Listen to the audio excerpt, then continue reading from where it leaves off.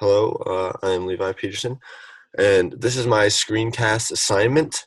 To start off, a little bit about me. I already said I was Levi Peterson, and there's a lovely picture of me on spring break enjoying a nice milkshake at about 12 at night. And I'm on the lacrosse team here at Alma College, and I like to hang out with the boys.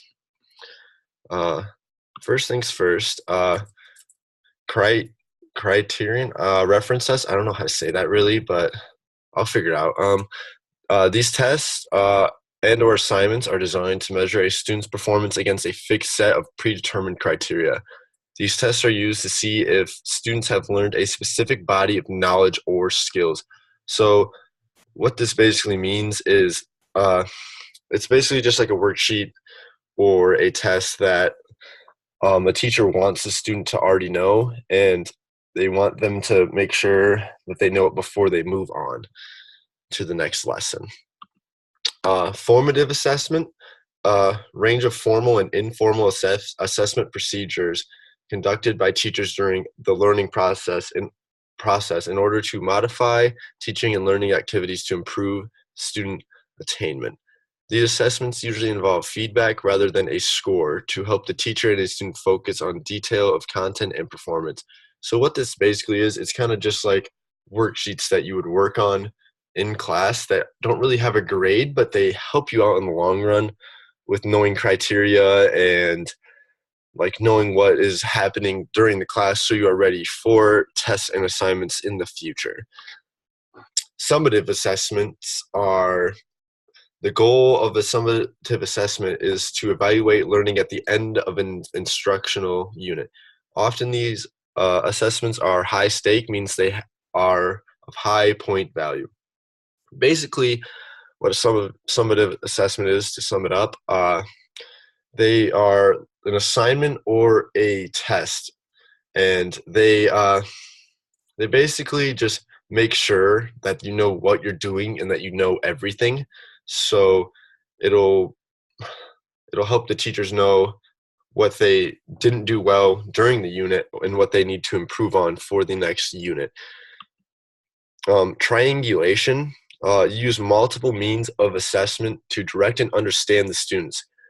You use them to guide and certify learning. So you basically use the last three things that I just talked about, and you use that to guide and certify the learning of the students. So you use it to kind of like shape them and figure them out, kind of feel them out as they feel you out, and then you can then move on and figure out like what needs to be done and what the best way for them to learn is. The Brigance test.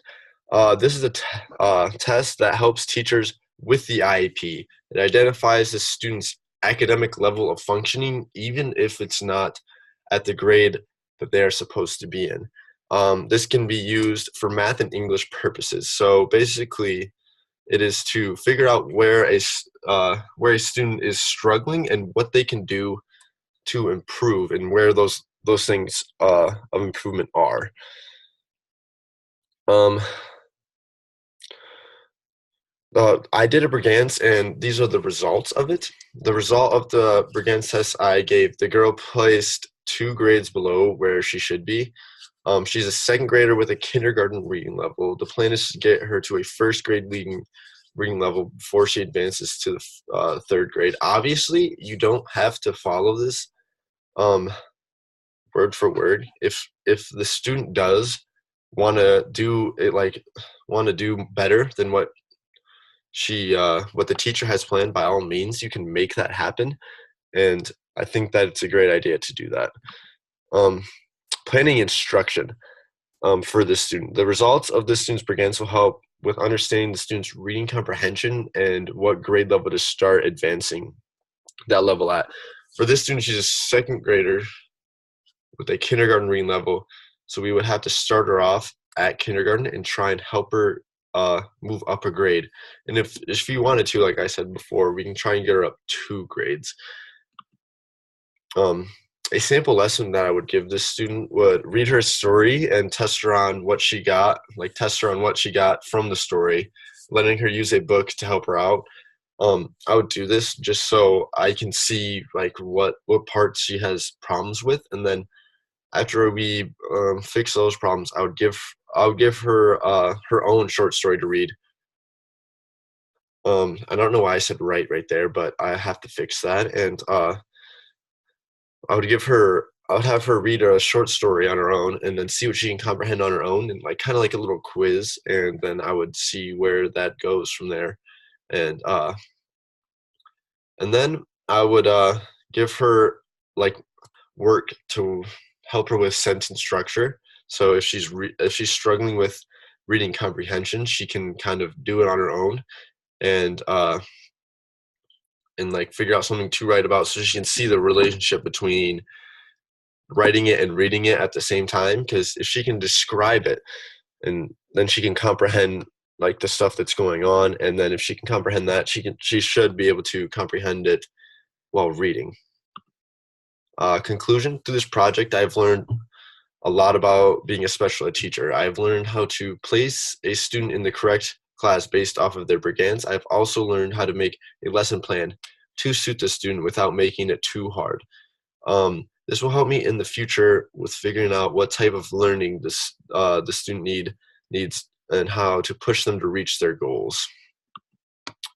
Um, the research in students, this was kind of like a little article that we had to read. The difference between a learning disability and a reading disability are people with a learning disability can struggle in all aspects of learning, but people with a reading disability, it can just affect their ability to read and understand reading.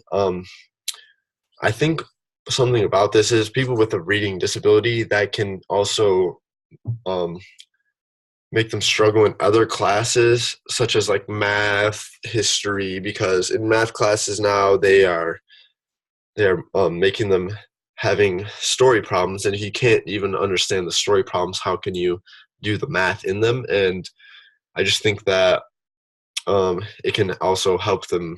I shouldn't say help them. It would also make them struggle in other classes as well.